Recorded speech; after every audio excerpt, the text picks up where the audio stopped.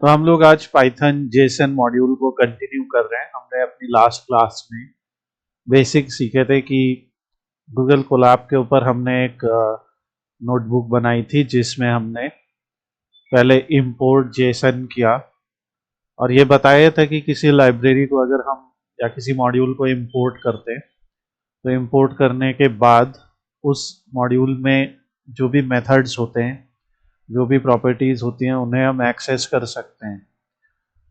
हमने ये सीखा था कि पहला जो मेथड हमने सीखा था वो था json.dumps, जो किसी भी पाइथन ऑब्जेक्ट को, जैसे लिस्ट है, टपल है या डिक्शनरी है, तो ऐसे किसी भी पाइथन ऑब्जेक्ट को एक जेसन स्ट्रिंग में बदल देगा। और ये मेथड जो है, ये प्रोसेस सीरियलाइजेशन या इनकोडिंग कहलाता है। तो हम लोगों ने एक रिटर्न्स नाम का ऑब्जेक्ट बनाया था जो कि एक लिस्ट ऑफ डिक्शनरीज थी, और इस लिस्ट ऑफ डिक्शनरी का अगर हमने टॉप टाइप देखा, जब हमने लिखा कि रिटर्न में जो 0 नंबर पे एलिमेंट है उसकी ऑर्डर आईडी का डेटा टाइप क्या है, तो हमने देखा था स्ट्रिंग है। और फिर अगर हमने डॉट डम्प्स कर दिया तो ये वापस उसको जेसन स्ट्रिंग में बदल देता। फिर हमने प्रिटी प्रिंट जेसन देखा। जैसे जेसन कई बार इस तरीके से दिखता है तो रीडेबिलिटी आसान नहीं होती है। अभी जैसे अगर जेसन इस तरीके से दिख रहा है तो रीडेबिलिटी आसान नहीं होगी, इसका साइज ज़रूर कम होगा। पर अगर हम प्रिटी प्रिंट कर देते हैं तो जेसन इस तरीके से दिखने लगेगा, जिसमें हर एक की और वैल्यू एक एक लाइन में आ जाएगी। ये चीज़ इम्पॉर्टेंट है। तो प्रिटी प्रिंट में हमने देखा कि जेसन डॉट डम्प्स में एक इंडेंट नाम का पैरामीटर है जिसकी वैल्यू 3 रख देने से या 4 रख देने से वो प्रिटी प्रिंट कर देता है। फिर हमने एक ऐसा ऑर्डर लिखा जिसमें बहुत सारे कीज थी, और इसकी जब हमने इसे फॉर्मेट करके प्रिटी प्रिंट किया यानी इंडेंट 3 रखा, फिर एक और पैरामीटर इसमें सीखा, सॉर्ट कीज। तो जब बना था तब ऑर्डर आईडी, ऑर्डर डेट, ये सारी चीज़ें एक ऑर्डर में नहीं थी, वो डेटा के ही ऑर्डर में थी। पर ये इन कीज को अल्फ़ाबेटिकल ऑर्डर में प्रिंट कर देता है। हमने जेसन स्ट्रिंग ली, फिर उसके बाद हम जेसन स्ट्रिंग पे आगे बढ़ गए। यहाँ पे हमने एक स्ट्रिंग के अंदर एक डिक्शनरी लिखी, और फिर हमने सीखा कि जिस तरह जेसन डॉट डम्प्स मेथड था उसी तरह जेसन डॉट लोड्स मेथड है। ये एक जेसन स्ट्रिंग को वापस से पाइथन ऑब्जेक्ट में बदल देगा। तो अगर एक जेसन स्ट्रिंग के अंदर डिक्शनरी है तो पाइथन में डिक्शनरी बन जाएगी, अगर एक जेसन के अंदर लिस्ट है तो लिस्ट बन जाएगी, एंड सो ऑन। ये हमने देखा। फिर हमने देखा था कि अब ये जो नया डेटा आया है जो जेसन डॉट लोड्स मेथड से आया है, वो एक डिक्शनरी है। फिर अब क्योंकि वो डिक्शनरी है तो उसमें नाम, एज वगैरह हम सीधे निकाल सकते थे, और हमने ये देखा। फिर जहाँ पे हमने एंड किया वो था कि किसी पाइथन ऑब्जेक्ट को जेसन फाइल में बदलना। तो गूगल कोलैब में जब हम लोड करते हैं इनिशियली, तो यहाँ पे कोई भी फाइल नहीं होती है, पर तो हमने यहाँ पे एक डेटा बनाया, डिक्शनरी डेटा है, और उसको जेसन में कन्वर्ट करके हम लोग सेव करेंगे एक फाइल में। तो हमने जो पहले मेथड पढ़ा था वो जेसन डॉट डम्प्स था, ये जेसन डॉट डम्प मेथड है। और यहाँ पे हमने लिखा with open data dot Jason, तो ये एक फाइल का नाम है जो फाइल यहाँ बन जाएगी। तो यहाँ पे एक डेटा डॉट जेसन नाम की फाइल बनेगी और उसमें W यानी राइट ऑपरेशन होगा। तो विद ओपन, यहाँ पे जो ओपन फंक्शन है, एज फाइल, तो जो भी उस फाइल में जो राइट हम कर रहे हैं उसे एज फाइल मानेंगे। और जेसन डॉट डम्प मेथड क्या लेता है, वो ये लेगा कि ऑब्जेक्ट क्या है यानी डेटा, फिर का आपका पाथ क्या है, वो पाथ यहाँ पे है। और उसमें जब हम प्रिंट कर रहे हैं तो इंडेंट कितना रखना है ताकि प्रिटी प्रिंट होके आए। तो इसको जैसे ही रन करेंगे, यहाँ से हम अगर रिफ्रेश करेंगे तो ये फाइल आ जाएगी। इस फाइल को अगर आप डाउनलोड करेंगे तो हमने कल देखा था यहाँ पे एक जेसन आउटपुट आ जाएगा इसी का। ये हम लोगों ने कल सीख लिया था। अब इसके आगे बढ़ते हैं। तो ये सब हमने देख लिया था। तो अब ये तो हो गया कि उसमें राइट करना। तो बेसिकली ये जो फाइल आई है, इस फाइल को अगर हम यहाँ से डाउनलोड कर लेते हैं तो ये उस फाइल का आउटपुट है। तो हमारे पास एक डिक्शनरी आई है और उस डिक्शनरी में नेम, बॉब, एज 30 ऐसे लिखा हुआ है और इस फाइल का नाम है data.json। तो अब अगला जो हम सीख रहे हैं कि अगर मान लो हमें डेटा एक जेसन फाइल में दिया गया तो हम उसे कैसे रीड करेंगे। तो हम लोग एक छोटी सी जेसन फाइल बनाते हैं यहाँ पे। तो हम यहाँ पे एक नोटपैड ओपन कर लेते हैं। इस नोटपैड में हम एक स्क्वायर ब्रैकेट लगाते हैं ताकि एरे बन जाए। फिर इस स्क्वायर ब्रैकेट में हम दो करली ब्रैकेट्स लगाएंगे। ये दो करली ब्रैकेट्स हमारे 2 रोज ऑफ डेटा हैं। इनमें हम की लिखेंगे। तो पहली की है नेम और इनका नाम है मान लीजिए रोहन, और इनकी अगली की है एज और इनकी एज है 25। सो रिमेंबर, अगर किसी की वैल्यू एक स्ट्रिंग है तो हमें वही सिंगल कोट डबल कोट वाला कंसेप्ट फॉलो करना है। और अगर किसी पर्टिकुलर की वैल्यू एक नंबर है जेसन में तो हम बिना किसी सिंगल डबल कोट के उसे बना सकते हैं। ये हमारी पहली डिक्शनरी हो गई। दूसरी में मान लीजिए मोहन है और इनकी एज है 23। तो ये हमारी दो की हो गई। और ये जो फाइल है इसको हम सेव कर लेंगे। तो यहाँ से फाइल को सेव एज कर लीजिए something.json नाम से।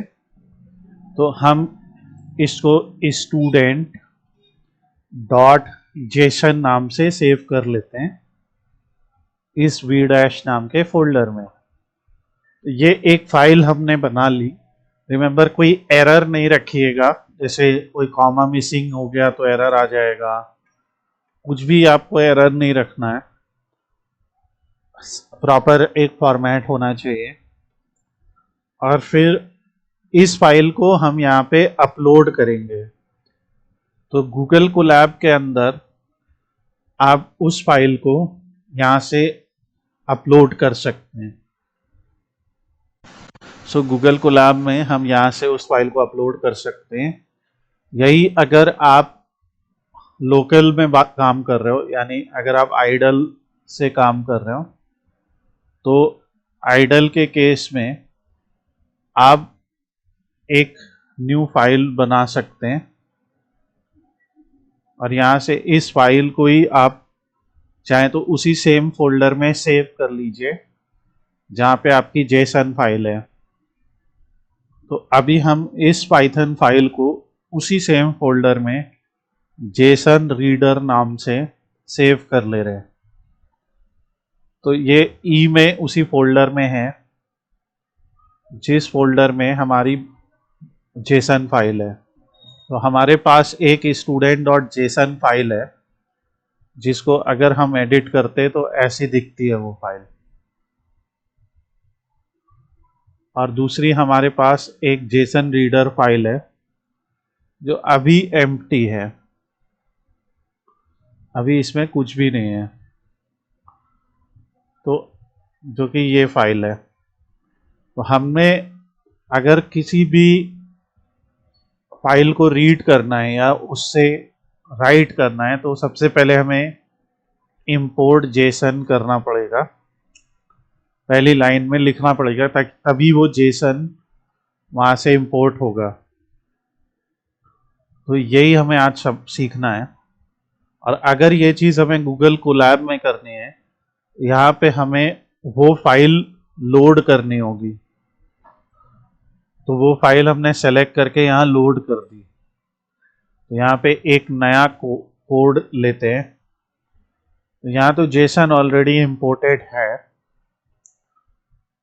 तो इसीलिए रीड करने के लिए जो मेथड है वो है जेसन डॉट लोड। राइट करने के लिए जो मेथड है वो है जेसन डॉट डंप। ये दोनों यहाँ पे नोट के तरह से मौजूद है। यानी डेटा एनालिसिस आप कर रहे हैं, अगर डेटा आपको जेसन में मिल गया या आपको किसी पाइथन के डेटा को जेसन बना के उसे भेजना है, तो आपको ये दोनों मेथड याद रखने होंगे। अब यहाँ पे लिखा है with open data dot JSON R यानी रीड, और ऊपर लिखा है with open data dot JSON W यानी राइट। तो जब आपको उसे रीड करना है तो आप आर लिखेंगे और राइट करना है तो आप डब्ल्यू लिखेंगे। तो आर मतलब रीड, हाँ, और डब्ल्यू मतलब राइट। अब यहाँ पे ये जो स्टूडेंट डॉट जेसन फाइल है इसे रीड करना है ना, तो इसका कॉपी पाथ कर लेंगे और यहां से उसको यहाँ पे लिख देंगे, क्योंकि यहाँ पे ये पाथ होगा जो गूगल कोलैब में इस फाइल का है विद रिस्पेक्ट टू ये जो फाइल में हम काम कर रहे हैं नोटबुक में। तो अब हम कह रहे हैं कि विद ओपन और ये जो फाइल का पाथ है उसे रीड करो एज फाइल, मतलब उसमें जो भी बात आई है उसे फाइल की तरह से रीड करो। और फिर उसे जेसन बनाने के लिए जेसन डॉट लोड फाइल कर दो, तो वो हमारा डेटा होगा और प्रिंट कर दो। रिमेंबर अभी हमने बनाया है नेम रोहन एज 25 ऐसे करके। जब हम रीड करेंगे तो ये देखो वही डेटा आ गया। इसी चीज को अगर हमें लोकल में करना है तो क्योंकि स्टूडेंट डॉट जेसन सीधे के सीधे इसी फोल्डर में सेव है, तो हमें ये कंटेंट वंटेंट लिखने की जरूरत नहीं है, यानी उसका पाथ यही है, राइट, इसी सेम फोल्डर में है। ये JSON reader dot P Y है, वो स्टूडेंट डॉट जेसन है। तो इसको हम यहाँ पे ऐसे सेव करेंगे। रिमेंबर जैसे इफ एल्स था आपका, वैसे ही विद भी, विद का एक ब्लॉक होता है और विद के ब्लॉक में आने के लिए आपको वही इंडेंट देना पड़ता है। तो 2 या 3 का इंडेंट आप दे सकते हैं। तो अब अगर हम प्रिंट डेटा करके रन करते हैं तो ये आपका वो डेटा हमें यहाँ दिखा देगा।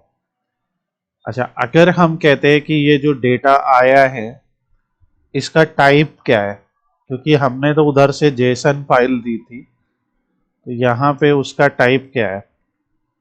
तो अगर आप देखेंगे तो इसका टाइप क्या आना चाहिए, ये मेरा आज फिर से क्वेश्चन है, इसका टाइप क्या आना चाहिए।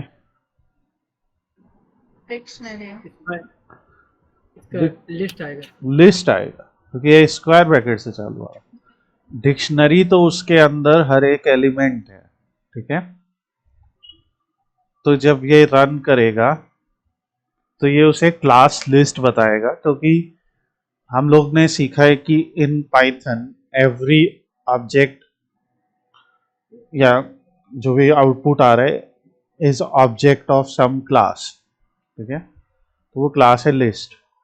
तो ये ऐसा है, तो ये बेसिकली तरीका है एक जेसन फाइल को रीड करने का। तो अगर आपको किसी ने एक्सेल फाइल दी होती या सीएसवी फाइल दी होती तो उसके अलग मॉड्यूल्स होते ना, कि भाई एक्सेल फाइल दी है तो उसके अलग मॉड्यूल होंगे, सीएसवी फाइल दी है तो उसके अलग मॉड्यूल होंगे, एसक्यूएल फाइल दी है तो उसका अलग मॉड्यूल होगा। पर यहाँ पे जेसन फाइल दी गई है तो इसका मॉड्यूल है जेसन।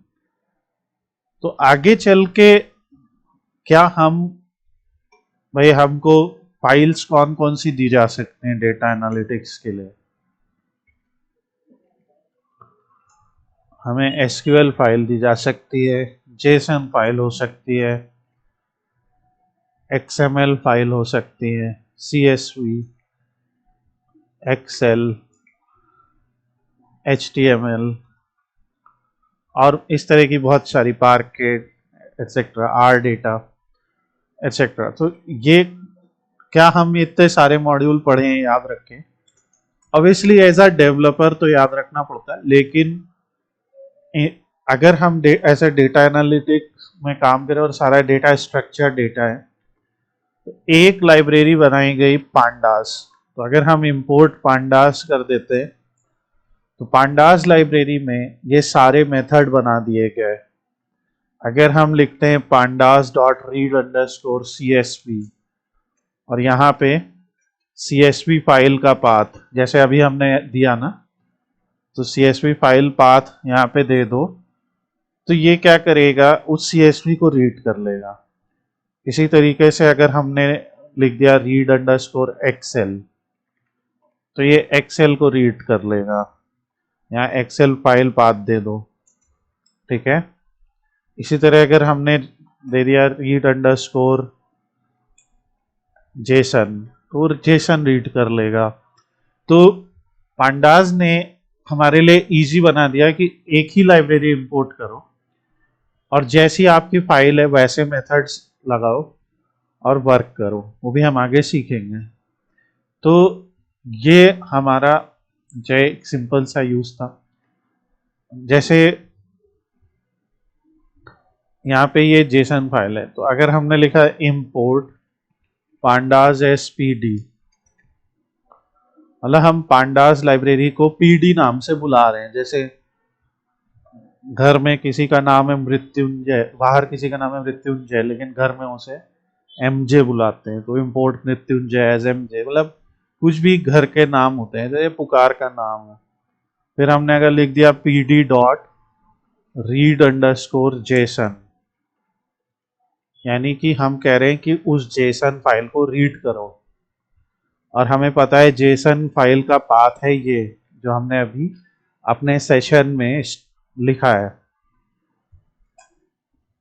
तो ये देखो, जो डेटा हमें यहाँ पे इस तरीके से दिख रहा था, ये वाला नहीं था, ये वाला, जो डेटा इस तरीके से दिख रहा था वो अपने आप एक टैबुलर डेटा बन गया। और यही खासियत है पांडास लाइब्रेरी की। अब अगर इसको हमें सेव करना होता है तो हम सेव कर लेते हैं कि ये हमारा डीएफ है, यानी data frame. Data frame, frame क्या होता है? जैसे आपके घर में फोटो फ्रेम होगा, तो फ्रेम क्या होता है? एक 2D स्ट्रक्चर होता है। एक 2D स्ट्रक्चर होता है, उसमें एक्स और वाई होता है। तो ये डेटा का फ्रेम है, ये भी एक 2D स्ट्रक्चर है। इसमें हमारे पास कॉलम्स और रोज हैं। तो नेम 0 पे रोहन है, नेम 1 पे मोहन है, एज 0 पे 25 है। जैसे एक एक्सेल फाइल में भी कुछ इसी तरीके से होता है ना, कि एक सेल होती है और एक सेल का नंबर होता है, उसके थ्रू ऑब्जेक्ट को कॉल किया जा सकता है। तो ये हमारा इस तरीके से डेटा फ्रेम बनता है। अगर मैंने लिखा है df dot plot kind is equal to bar, मैंने लिखा है df डॉट सेट इंडेक्स, और ये मैं आगे सिखाऊंगा, डोंट वरी अबाउट कि मैं क्या कर रहा हूं। तो मैंने कहा कि नाम को इंडेक्स मान के एक बार प्लॉट प्रिंट करो। तो नाम इंडेक्स में आ गया, यानी मोहन यहाँ आ गया, रोहन यहाँ आ गया, रोहन मोहन, और जिसकी एज ज़्यादा थी उसका बार बिगर हो गया, जिसकी एज कम थी उसका बार स्मॉलर हो गया। अगर मैंने लिख दिया plot kind is equal to pie, तो ये कहेगा कि ये नहीं हो सकता। तो पाई चार्ट के लिए वाई कॉलम या सब प्लॉट होना चाहिए, पर बार एच बन जाएगा। सो कौन सा प्लॉट कब बनेगा, कौन से प्लॉट का क्या मतलब है, वो हम सीखेंगे। बट आपके लिए मेन चीज क्या है कि हमने डेटा को एज अ जेसन सेव किया, उसको कितनी आसानी से हमने पांडास की मदद से, पाइथन की मदद से रीड किया। रीड करने के बाद इवन हमने उसमें ग्राफ भी बना के देख लिया, उसे विजुलाइज कर लिया डेटा को। सो ये सब हम आगे सीखेंगे। ये मैं लिखा छोड़ दे रहा हूँ, थोड़ा थोड़ा ट्राई करना, क्योंकि इस चैप्टर के बाद जो नेक्स्ट चीज हम पढ़ेंगे वो पांडास लाइब्रेरी ही है। अब एक चीज और आती है, हैंडलिंग जेसन एरर्स। कई बार जेसन फाइल में कोई एरर हो सकता है। तो जैसे हम यहाँ पे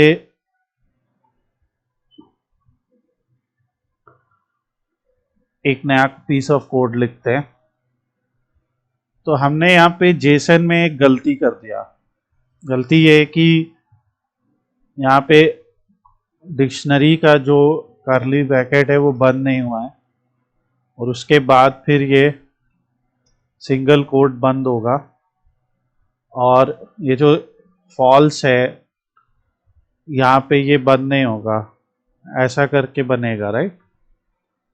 तो यहाँ पे एक इनवैलिड जेसन है। तो आप लोग को ये चीज समझ में आ रही है कि ये जेसन इनवैलिड क्यों है? क्या है, ब्रैकेट नहीं लगा है ना। और क्या एरर है?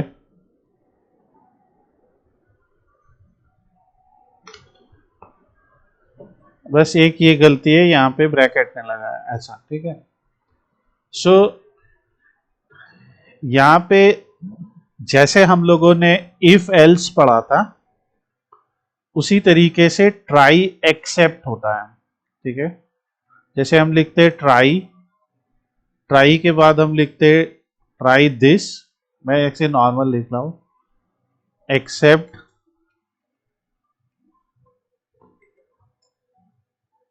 और यहाँ पे एक्सेप्ट के ब्लॉक में लिखते हैं कि व्हाटएवर जो भी है। तो जैसे एक्सेप्ट के बाद यहाँ पे एक something went wrong, else print nothing went wrong.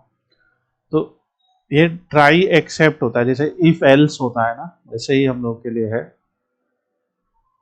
तो अब ये इसलिए किया जाता है कि अगर कहीं पे कोई एरर आ रहा है तो उस एरर को हम लोग कैच कर सकें, मतलब एरर को पकड़ सकें कि एरर आ रहा है तो कौन सा एरर है, क्या है, उस एरर को हम लोग देख सकें।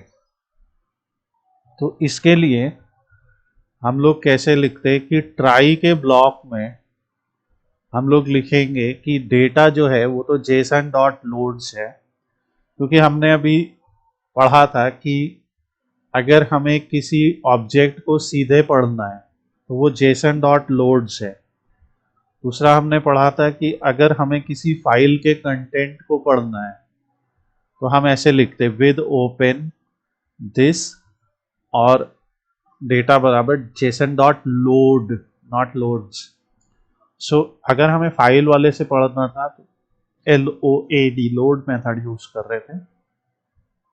अगर डायरेक्टली वो जेसन हम कहीं से पढ़ा के आ गए, जेसन डॉट लोड्स लिखेंगे, और हमने रीड किया तो हमने कहा कि ट्राई कर भाई कि डेटा जो है वो जेसन डॉट लोड बना दो।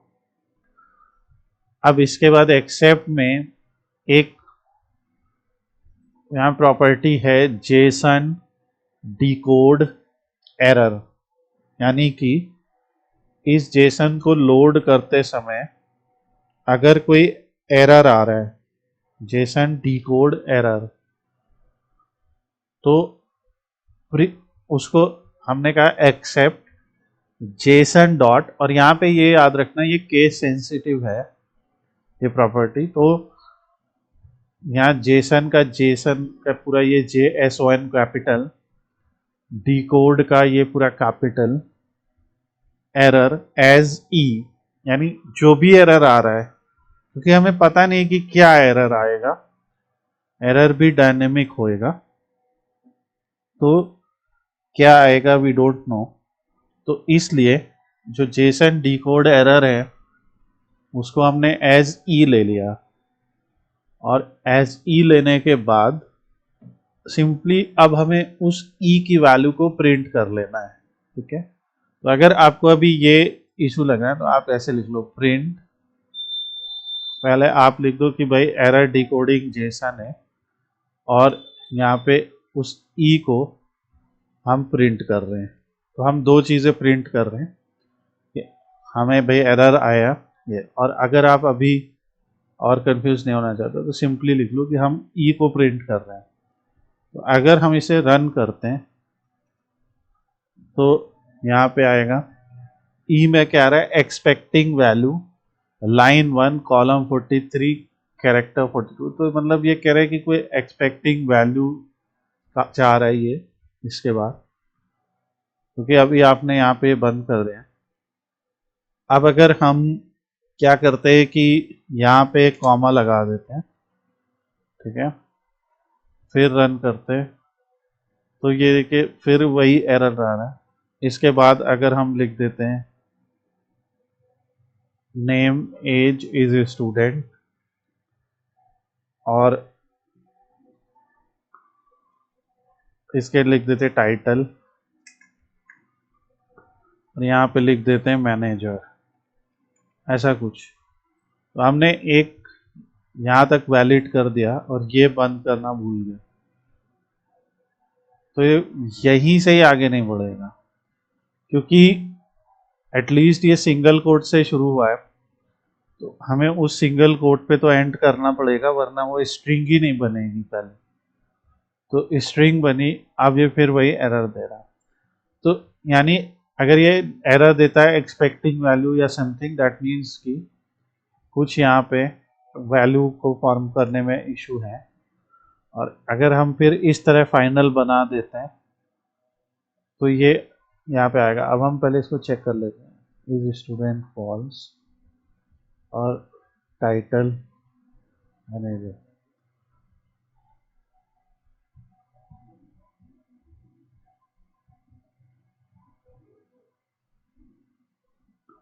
तो आप देखिए अगर हमने फॉल्स को कैपिटल लिखा हुआ था, तो फॉल्स को कैपिटल लिखने पे एरर, क्योंकि इसके पहले ही हम लोगों ने एक चीज सीखी थी कि अगर ट्रू और फॉल्स पाइथन में, तो भाई वो बुलियन वैल्यूज होते हैं, तो वो वैलिड डेटा होता है।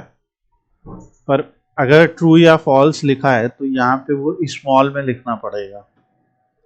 ये छोटी सी चीज है, तो अगर हम इसे स्मॉल में कर देंगे तो अब कोई एरर नहीं आएगा। तो ये है, तो इस चीज को आप लोगों को याद रखना है कि अगर हमें चेक करना है कि अगर जेसन में कोई एरर है तो वो आ जाएगा। ठीक है, तो ये जेसन मॉड्यूल का एक और वर्क है, हैंडलिंग एरर। नेक्स्ट है एक कस्टम इंकोडिंग नाम से भी कंसेप्ट है।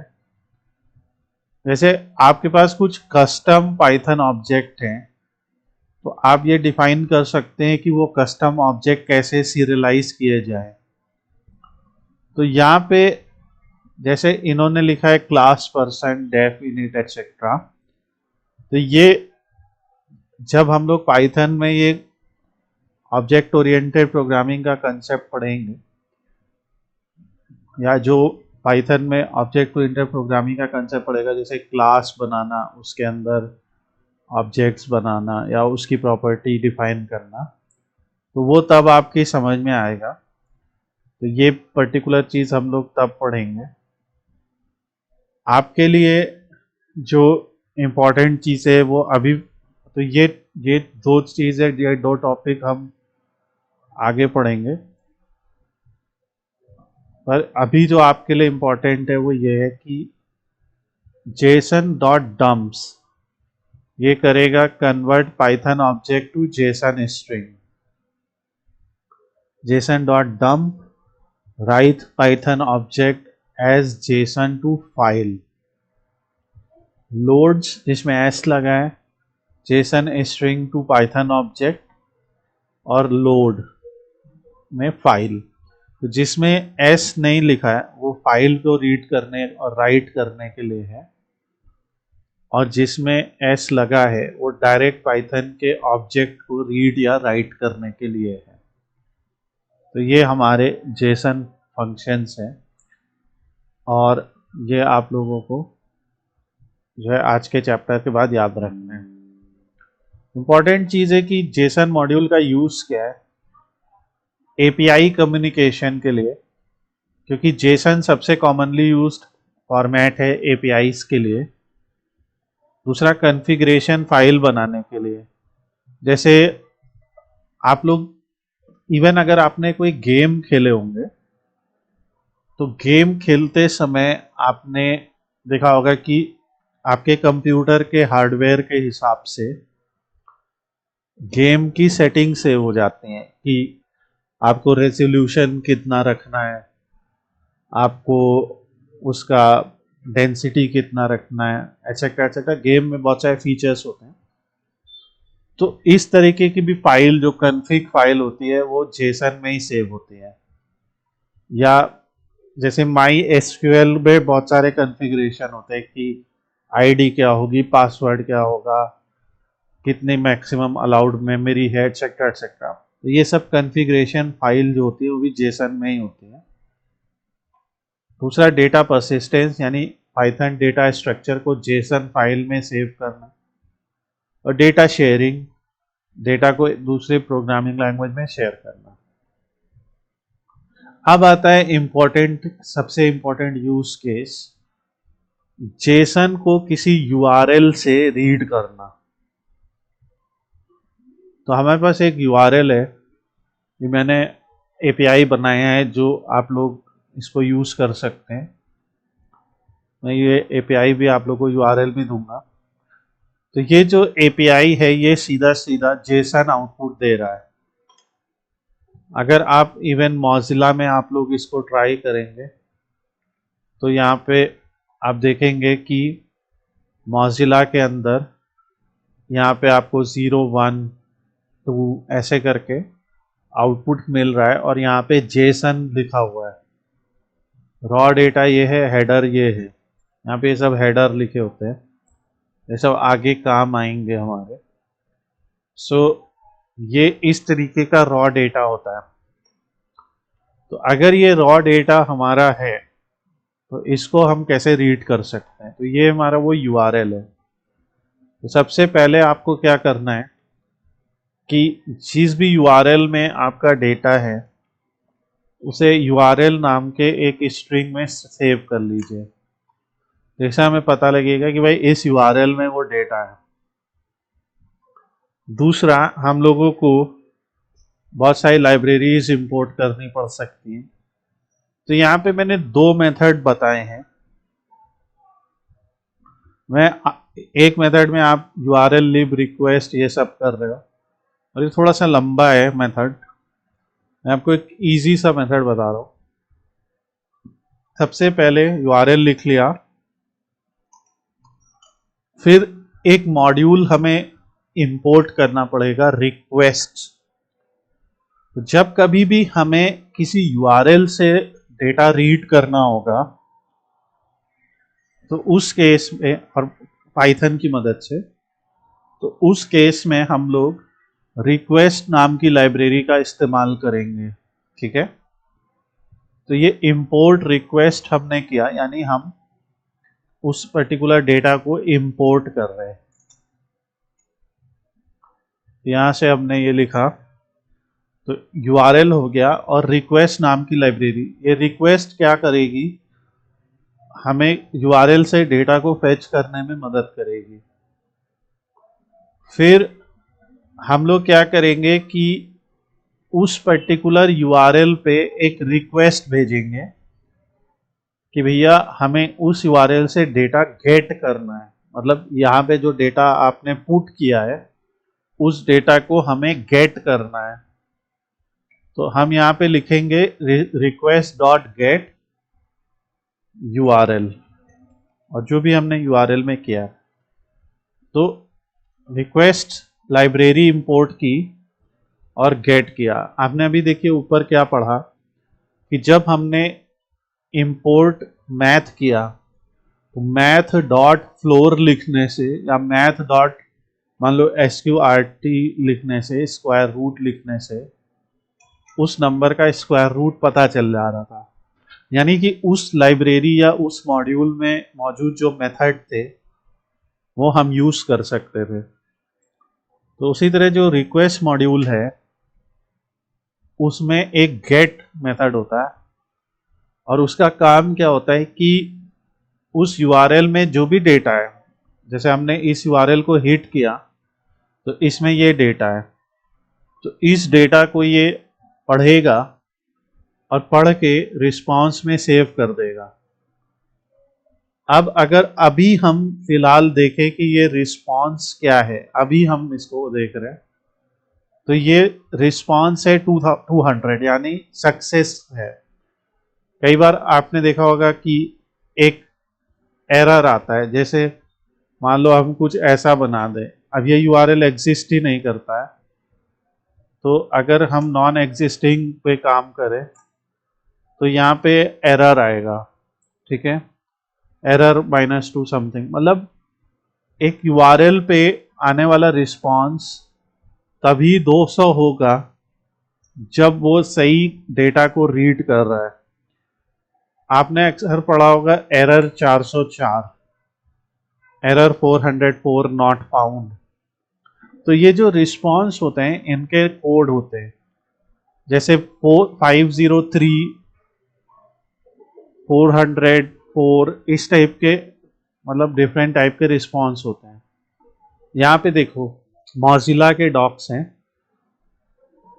100 से लेके 199 तक इंफॉर्मेशनल रिस्पांस होते हैं, 200 से 299 तक सक्सेसफुल, मतलब सक्सेस अगर है, रीडायरेक्शन अगर हो रहा है तो 300 से 399, और कोई एरर आ रहा है तो 400 से 499, और सर्वर ही काम नहीं कर रहा है तो 500 से 599।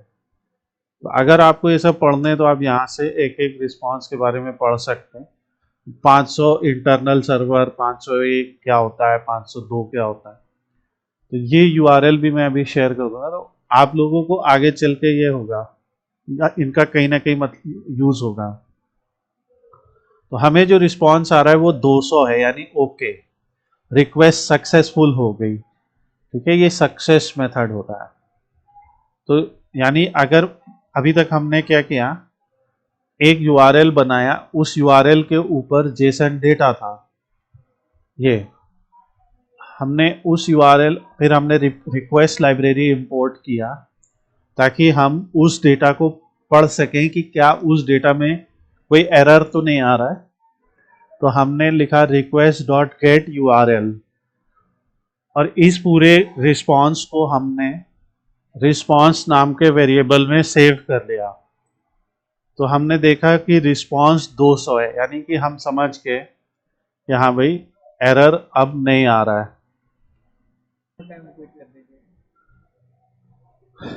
एरर का मतलब, एरर कौन सा एरर, यहाँ तो कोई एरर नहीं है, जेसन डिकोड वाला आपने, ये डेटा तो ऑलरेडी है, तो इसे गेट करना है।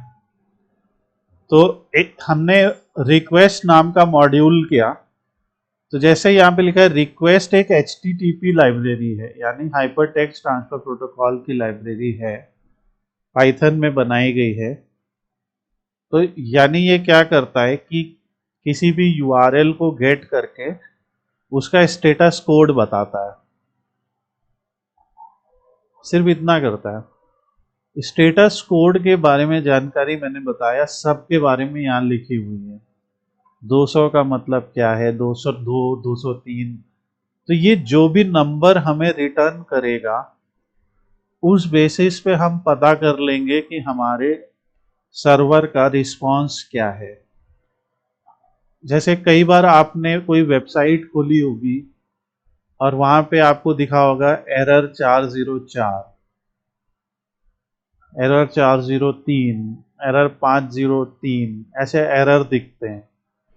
तो वो एरर यही होते हैं या वो बेसिकली रिस्पांस कोड होता है जिससे उस यूआरएल में क्या समस्या है ये पता करने में मदद मिलती है। तो अब हमें पता चल गया भाई इसका रिस्पांस ये है। अब फाइनल बड़ा आसान है, सीधे लिख दो कि जो डेटा होएगा वो हो जाएगा रिस्पांस डॉट जेसन। सिंपल, कि जो रिस्पांस आया है उस रिस्पांस में तो सिर्फ कोड है, उस रिस्पांस ऑब्जेक्ट में सिर्फ कोड है। और अगर उसी में हम जेसन मेथड लगा देते हैं, डॉट जेसन मेथड, तो वो बन जाता है डेटा। तो बस हमें, अगर हम इस डेटा को प्रिंट करते हैं तो आप देखिए वो जो पूरा डेटा यहाँ लिखा हुआ था वो यहाँ पे अपने आप आ गया। तो उसमें जेसन डेटा था और हमारे पास वो डेटा प्रिंट होके आ गया। अगर हम यहाँ से लिखते प्रिंट डेटा या हम लिखते डेटा में, क्योंकि हमें पता है कि डेटा में कितने ऑब्जेक्ट हैं, तो हम लिखते हैं लेंथ ऑफ डेटा कितना है, तो है कि 10 ऑर्डर हैं। अगर हमने लिखा फॉर आई इन डेटा, ठीक है, बेसिकली हम एक एक रो अगर प्रिंट करना चाहते हैं तो प्रिंट आई कर सकते हैं, तो ये एक एक रो प्रिंट हो जाएगी। अगर हम सारे ऑर्डर आईडी प्रिंट करना चाहते हैं तो हम लिख सकते हैं I order ID, print I return, क्योंकि ये दो कीज हैं हमारे पास। तो जब हम इसे प्रिंट करेंगे तो ऑर्डर आईडी और ये आएगा। अगर हम इनके बीच में एक सेपरेटर लाना चाहते हैं तो हम ऐसे करके एक अंडर स्कोर लगा के ऐसे सेपरेटर टाइप का बना देते हैं। तो इससे दिखेंगे कि पहला ऑर्डर आईडी है जो यस है, यस है, यस है। अब यहाँ पे क्या करना है, बस यहाँ पे यूआरएल बदलो और जो भी डेटा की कीज आ रही है वो आ जाएंगी। जैसे मैंने आपको सिखाया था रिटर्न्स की जगह अगर हमें ऑर्डर्स चाहिए तो ये ऑर्डर्स हैं। तो आज आप लोगों का एक होमवर्क है कि आप लोग थोड़ा इस डेटा को रीड करिए और रीड करने के बाद इस तरीके से प्रिंट करिए और प्रिंट करके आउटपुट हमें दिखाइए। ये पूरे के पूरे कोड अभी मैं शेयर कर दूंगा आप लोग से, और जिन्हें बाकी लोगों को जो ऑनलाइन देख रहे हैं उन्हें चाहिए तो वो रिक्वेस्ट कर सकते हैं। सो ये आप लोग के पास जाएगा। ओके, ये तो ऑलरेडी आपके पास है क्योंकि हमने उसी में किया है, तो ये ऑलरेडी है आपके पास। बाकी ये आज का लेसन अभी रिकॉर्ड होके आपके पास आ जाएगा। आपके जो डाउट्स है फिर हम लोग अपनी नेक्स्ट क्लास में डिस्कस करेंगे।